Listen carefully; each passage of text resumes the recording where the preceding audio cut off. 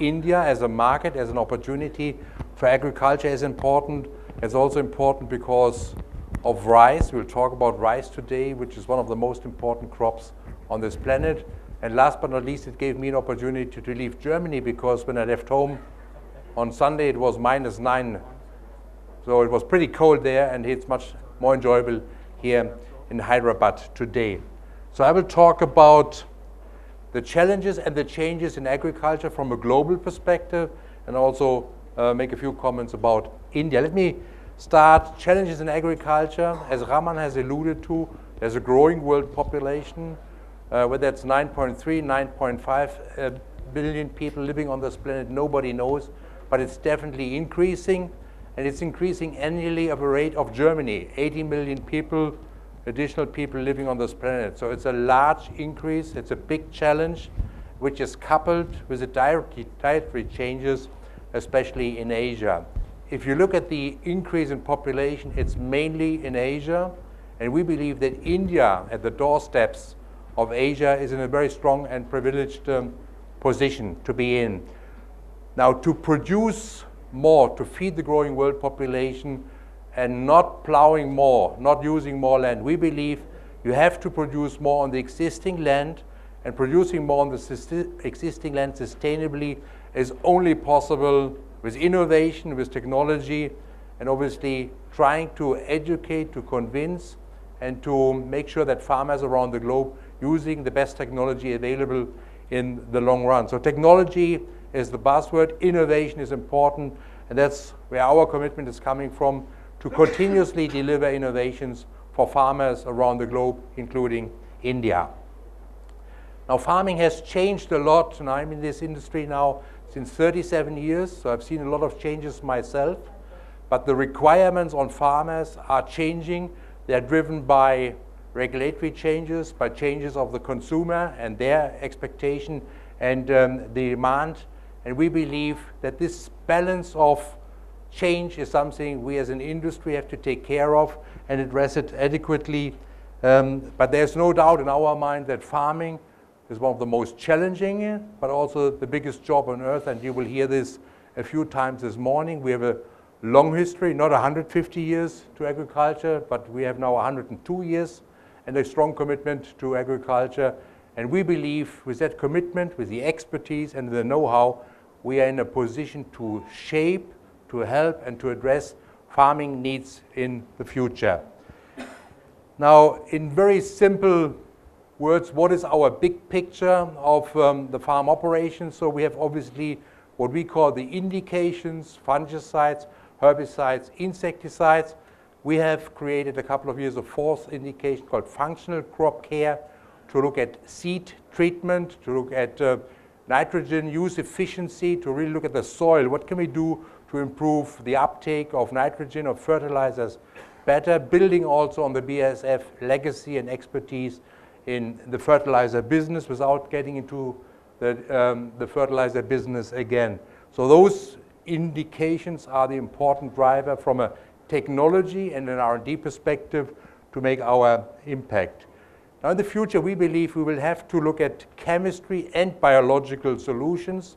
They are not competing, they are complementing, and it's not about either or. We believe smart combination of chemical innovations and biological solutions will be something that the consumers and the farmers in the future will look for.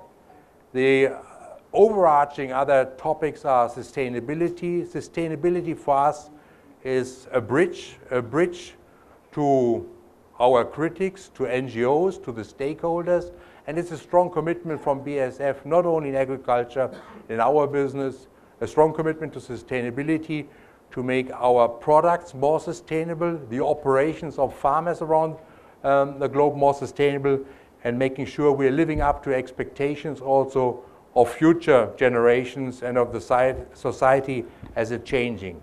There's also another big change, it's digitalization.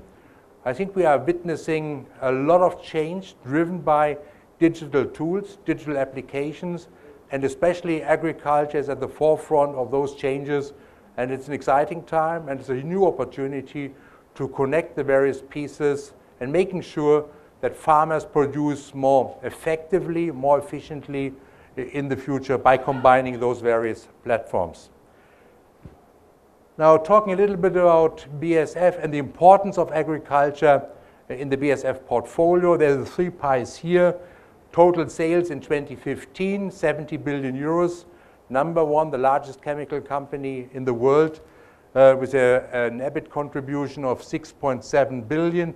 The darker green slices in this pie chart here is the ag contribution, our contribution from ag chemicals. So we are 8% of sales, 16% of bottom line, and we are proud to also confirm that we are the big spenders in research and development, because it requires a lot of resource, a lot of money to bring technical innovations in the agricultural space.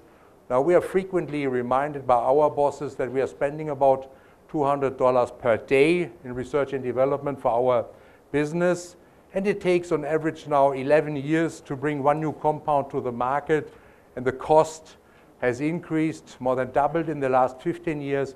It's roughly now 300 million euros to bring 1 new compound to the market. So it requires significant financial resources, it requires long breath, and it requires also a global reach to make sure those products can be delivered and developed to the market. Now, Raman has mentioned about the investments in India, and here I want to focus on 2 specific examples that are important to us, that I think are also important to agriculture in India. 2 investments we've made in Pune, an agricultural research station, and in Navi Mumbai, a research campus. Why in India? Because we believe India has a lot of talents in the agriculture and the scientific community. But India is also a top market for us, and we want to develop our products close to India for the Indian farmers and not somewhere remote in different parts of the world. So those investments in India are complementing our global footprint. They are an important commitment to India, and they are also an important commitment to research and development to develop products close to the market. If we try to summarize on 1 simple slide our strategy from a global perspective portfolio, we are looking for innovations, innovative solutions, and these innovative solutions have increased the last couple of years. They are more than 50% of our portfolio, and with that new and innovative portfolio, we can also differentiate ourselves from our competitors. We are developing products that go beyond the classical fungicides, herbicide, insecticide. As mentioned before, functional crop care is an important investment. They go beyond chemistry, and they address farmer needs around the globe. Pipeline is a company that is investing more than 500 million euros every year in research and development. We're also getting every year the question, what is the outcome? And the outcome, as we've announced last year, is what we call a peak sales potential of new products that will be launched between 2015, 2016 and 2025 of 3 billion euros. It's a very balanced portfolio. It's a significant contribution of innovations for farmers around the globe in all of the 4 indications. We also believe we cannot do everything on ourselves, so we are firmly committed to partnerships, to alliances with universities, with institutes around the globe to better understand local needs and requirements, but also looking at areas that are new, especially in the digital space. BASF is a chemical company, not a digital company, so we are really trying to get our hands around the latest technology by partnering with digital experts in the space. And last but not least, there's obviously a lot of movement in our industry with the announced mergers and deals. We obviously are watching these developments. None of the deals as they were announced have been completed, but BASF was also very clear that we would be very interested and happy to be considered if some of those assets that have to be divested because of the merger would become available. We have full support from BASF board to be involved. Now there's a few conditions. They have to make strategic and financial sense, and if that's the case, we have no doubt that we could be a company to consolidate some of those assets as they become available. They will help us to broaden and improve our footprint in several crops, in several countries, and we believe they could be very nice add-ons also for our business here in India. So today we're not only talking about global, we talk about rice, and Gustavo and my colleagues will talk about some important news for the rice market in India. Right? Many, many billion people are living and feeding on rice every day. India is the number 2 rice producer on this planet. 22% of the global production is coming from India. And we are happy, we are excited after a lot of homework and development work that we can announce today and officially our decision to enter the Indian rice market. And the colleagues will share with you what is the path forward, what are the products, and what are solutions. Thank you very much for your attention.